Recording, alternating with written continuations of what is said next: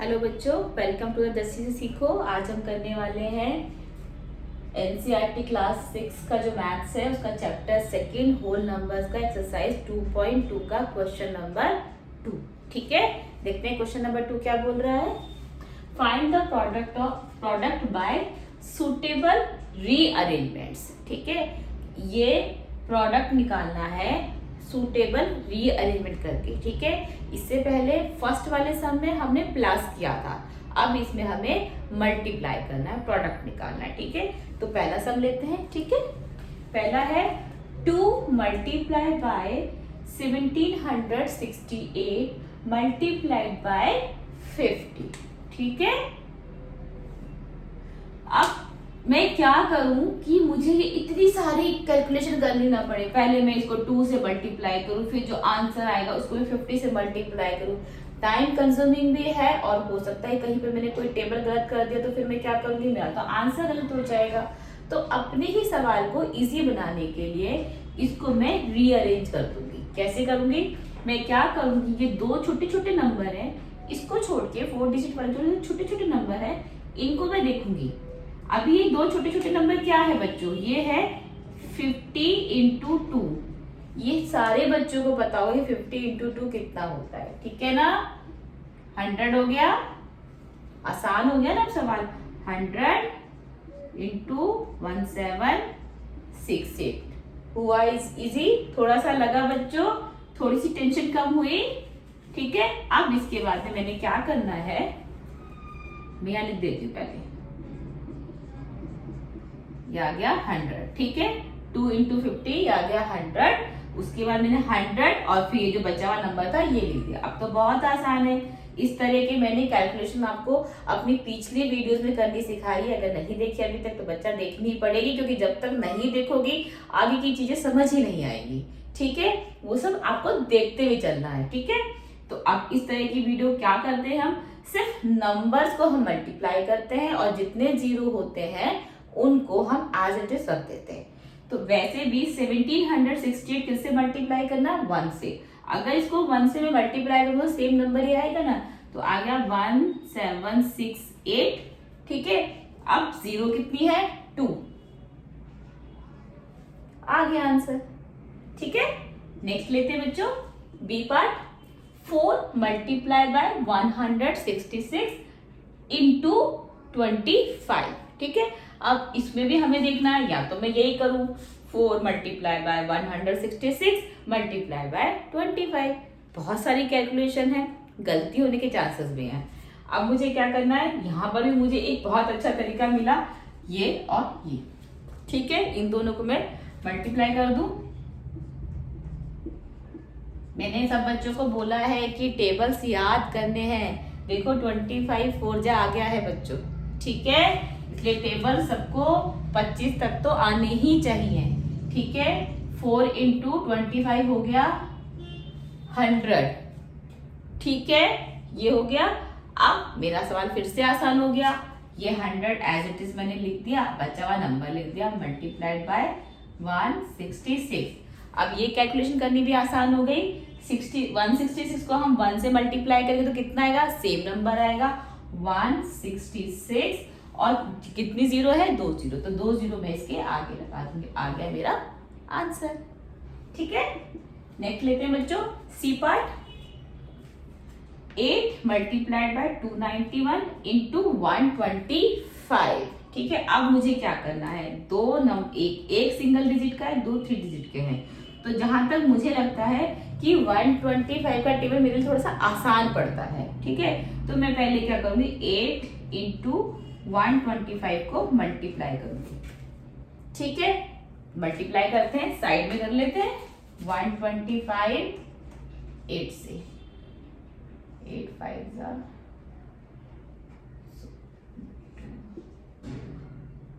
1000 आ गया। ठीक है, 1000 लिख दिया। मेरा सवाल फिर से मेरे लिए इजी हो गया। ठीक है, अब हो गया 1000 मल्टीप्लाइड बाय 291। अगेन 291 को 1 से मल्टीप्लाई किया, 291 ही आ गया। कितनी जीरो है बच्चों, 1 2 3, तो हम 3 जीरो लगा देंगे और हमारा आंसर भी आ गया। ठीक है, नेक्स्ट हम लेते हैं 625 मल्टीप्लाइड बाय 279 मल्टीप्लाइड बाय 60। अब मैं क्या करूं, किसको किससे मल्टीप्लाई करूं? मुझे ये पता है कि ये 25 के टेबल में आता है, ठीक है, तो और ये 5 से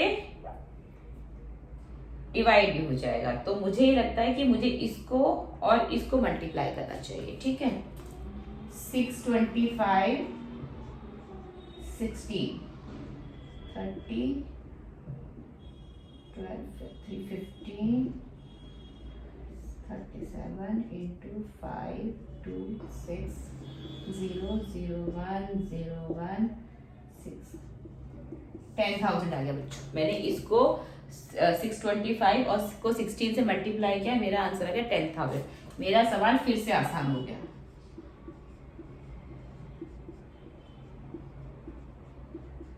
ठीक है, मेरा सवाल फिर से आसान हो गया। फिर से मैं क्या करूंगी बच्चों, 279 को 1 से मल्टीप्लाई करूंगी। ठीक है, ये आ जाएगा 279। ठीक है, कितनी जीरो है मेरे पास, 1 2 3 4 जीरो। ठीक है, 1 2 3 4 आंसर आ गया।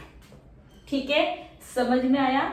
हमें इस तरह से देखना है कि छोटे से छोटा टेबल हमें पढ़ना पड़े, पहली बात तो। ठीक है ना, क्योंकि टेबल मान लो हमें याद नहीं है तो थोड़ा मुश्किल हो जाता है। वैसे तो 25 का टेबल तो नॉर्मल है, बच्चों को याद करने ही है, लेकिन छोटे से छोटा टेबल करके कम कैलकुलेशन करके, बड़ी कैलकुलेशन में हमेशा मिस्टेक होने के चांसेस होते हैं, कम कैलकुलेशन करके किस तरह से हम इन चारों सब का प्रोडक्ट निकाल सकते हैं, ये हमें इसमें देखना था।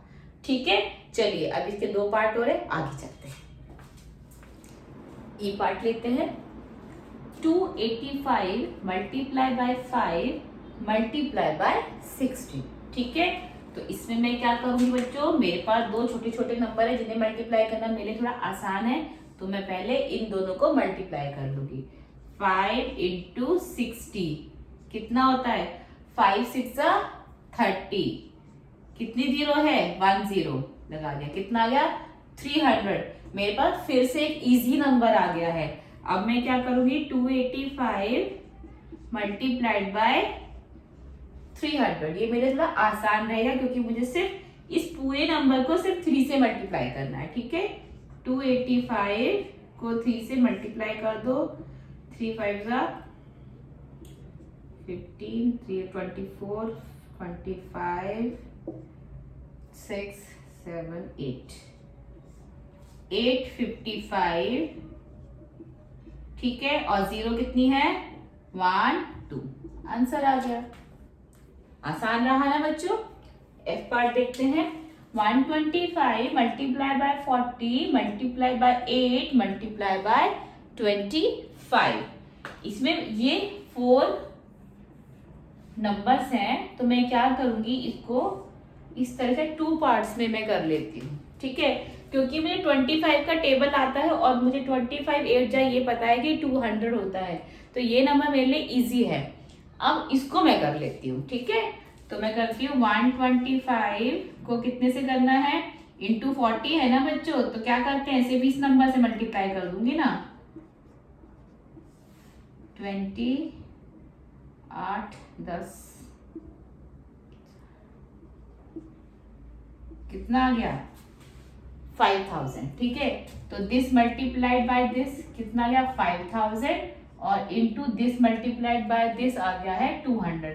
25 8 जा 200 होता है। ठीक है,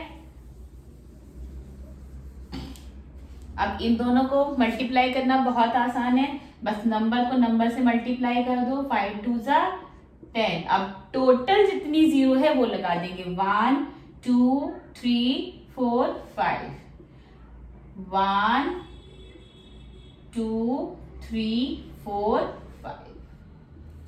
ठीक है, टोटल जीरो लगा दी मैंने, 5 2 जा 10 कर दिया। ठीक है, आ गया आंसर, बहुत इजीली आ गया, कोई बड़ी बड़ी कैलकुलेशन मुझे करनी नहीं पड़ी, सिर्फ मैंने इसको थोड़ा सा रीअरेंज किया और मेरा सम बहुत इजी हो गया। ठीक है बच्चों, समझ में आया कैसे मैंने सब कुछ किया है। जितना हो सके आपको 25 तक टेबल याद होने चाहिए। सेकेंडली कोशिश कीजिए कि छोटे छोटे नंबरों को हम पहले मल्टीप्लाई कर ले, ठीक है, उससे हमारा जो आंसर है वो निकालना थोड़ा इजी हो जाता है। ठीक है, चलिए नेक्स्ट क्वेश्चन तक चलते हैं।